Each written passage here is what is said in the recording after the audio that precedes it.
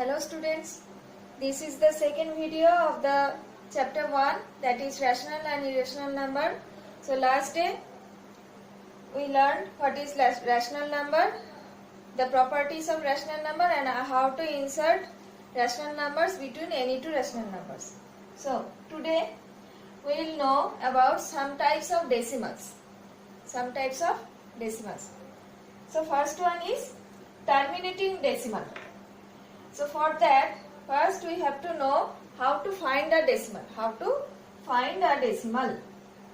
Now, if there is a fraction in p by q form, so for getting the decimal, what we have to do? We have to divide p by q. That is in that form, p divided by q. Okay. So doing this process, we can get the decimal of any number. Now, for example, if we take 10 divided by 4. So, to get the decimal of this fraction, what to do? Here p is 10 and q is 4. So, divide 10 by 4. That means 4 2s are 8, 2 point, then 4 5s are 20. So, this is the decimal of the fraction. Now, see, in this fraction, there is no remainder left here. So, those type of fractions where there is no remainder left, those types of fraction are called, or those types of decimals are called terminating decimal. If there is no fraction, if there is no remainder left in any division, then that will be called the terminating decimal.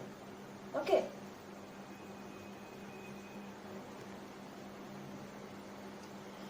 Now, it is not always possible to find out whether a fraction is terminating or non-terminating by dividing the fraction in the previous way. So, for that reason, there is another way to find out whether a fraction is terminating or non-terminating. How to find that? What is the process? That a fraction p by q is non-terminating decimal only when prime factors of q are out of 2 and 5 only. That means if there is any fraction and if we do prime factorization of the denominator and if we get only 2 and 5 in the prime factorization, then that decimal will be terminating decimal. But if we get any other number, that is 3, 7, such prime numbers in the factorization of the denominator, then that decimal will be called non-terminating decimal. Like if, for example, if we take 11 by 20, if in a question it is asked to find whether this is a terminating decimal or non-terminating decimal. So for that, first do the prime factorization of the denominator. So take 20, 10, 2, 5. So that will be 2 into 5. That is 2 square into 5. Now see, after the prime factorization of the denominator, that is 20, what we are getting? 2 and 5. 2 and 5. That means this is a terminating decimal. If in a fraction the prime factorization of the denominator will give only 2 and 5, then it will be terminating decimal. Otherwise, it is non-terminating decimal. Let us do another example.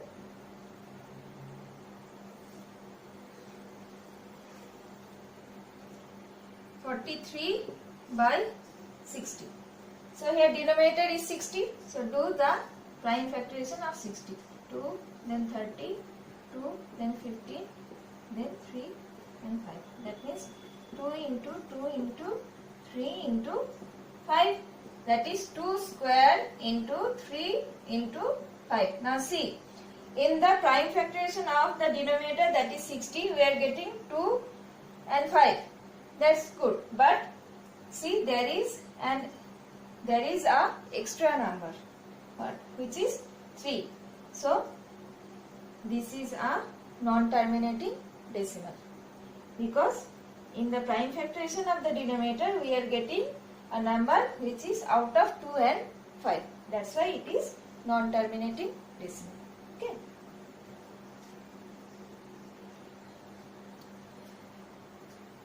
Now the next one is repeating decimal. Repeating decimal. Now what is repeating decimal?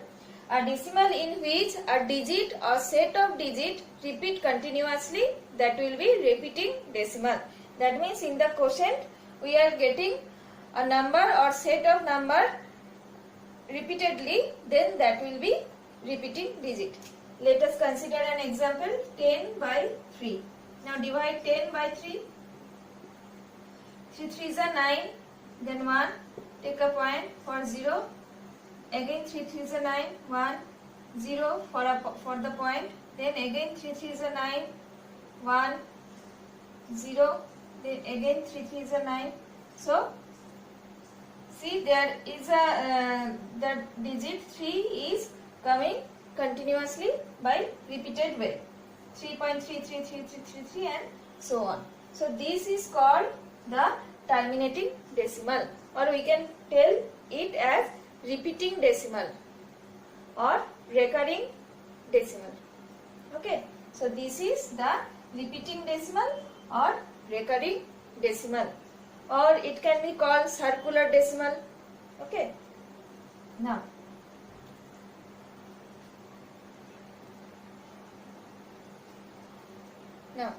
how to denote a repeating decimal? That means what are the notation of repeating decimal? That means if there is if a decimal is repeating decimal, and so how to write it in to understand whether it is repeating decimal or not.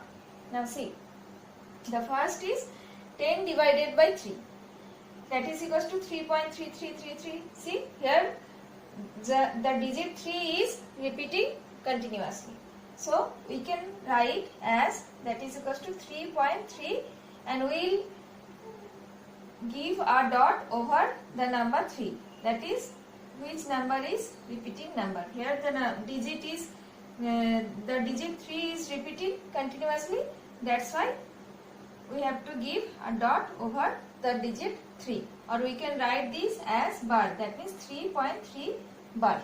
Okay. Now next one, 11 by 6. Here the value of 11 by 6 is 1.833333. So here see, 1 and 8 are constant terms, but 3 are continuously repeating. So how to write this? That is equals to 1.8, a dot over the digit 3, because the number 3 is repeating, that's why only give a dot over the number 3, or we can write this as 1.83 bar. Now next one, if more than one digit is repeating, if more than one digit is repeating, that is 13 by 11 equals to see 1.181818, that means 18, these two digits are repeating. So how to write this? That is equals to 1.18 and put 2 dots over 1 and 8. Why? Because these two numbers are these two digits are repeating continuously, that's why put 2 dots over these two numbers, or we can write it as 1.18 and give a bar over 18.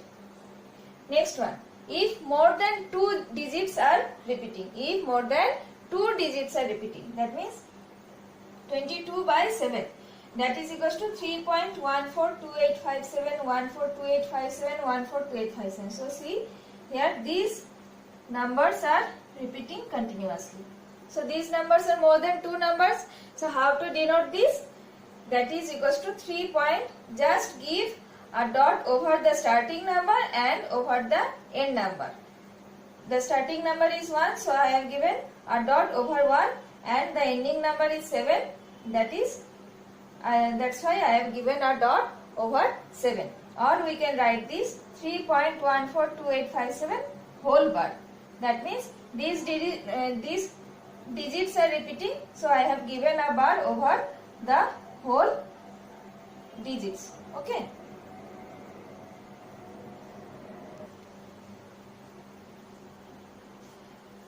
the last one, that is decimal fraction. What is decimal fraction? If the denominator is power of 10.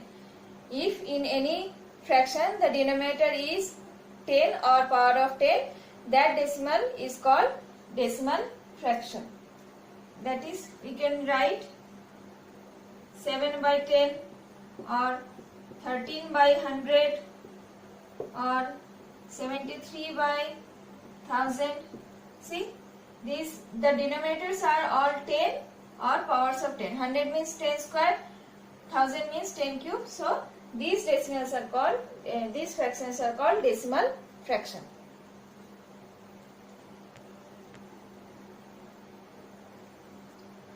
Now, what is irrational number? We know what is rational number.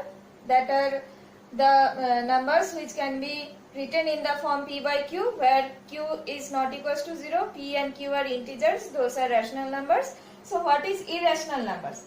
Irrational numbers are the numbers whose the square root of any non-perfect square number. If there is any number which is a non-perfect square, that means we cannot find out the square root of that number. So, square root of any non-perfect number is called irrational number. Now, if I write 5, is 5 a square of any number? No, we cannot find any number whose square is 5. So, if we write root over 5, that means a square root of an non-perfect square number. So, this will be an irrational number.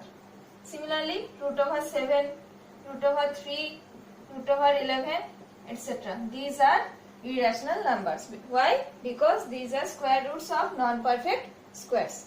So these are irrational numbers. So what is irrational number? The square root of any non-perfect square number.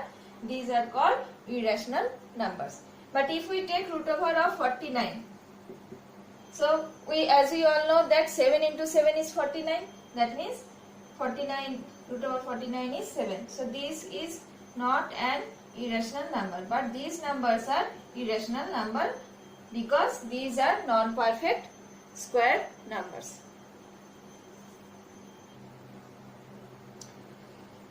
The next one is how to find an irrational number between any two rational numbers. How to find an irrational numbers between any two rational numbers. So there are two rational numbers, and I have to find an irrational number between those rational numbers. So see how to find. If A and B are two rational numbers, A and B are two rational numbers such that their product is not a perfect square. A and B are two rational numbers and their product is not a perfect square. And we all know that root over of any number which is not a perfect square is an irrational number. So if A and B are two rational numbers such that AB is not a perfect square number, then root over AB is irrational because AB is not a perfect square. That's why root over of AB is irrational number. So root over AB lies where? Between A and B. So root over AB is an irrational number between two rational numbers. So this is the way to find an irrational number between two rational numbers. Here the irrational number is root over AB and the rational numbers are A and B. So let us do an example on this property.